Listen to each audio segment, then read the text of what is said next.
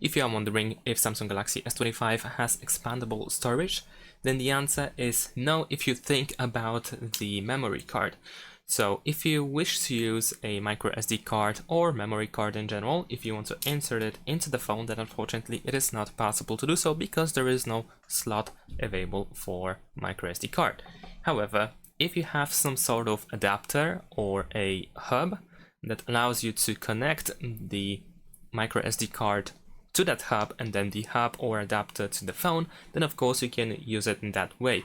And a good example is an USB flash drive that I have, for example, over here. In this case, I have to use an adapter that looks like this, so I have to convert the USB type A into USB-C, so I can plug the USB flash drive into that adapter and then the adapter to the phone, and this is how I can have additional storage. But besides that, there is no other way to expand it. Thanks for watching, leave a like and subscribe to my channel, and see you in my next videos. Bye!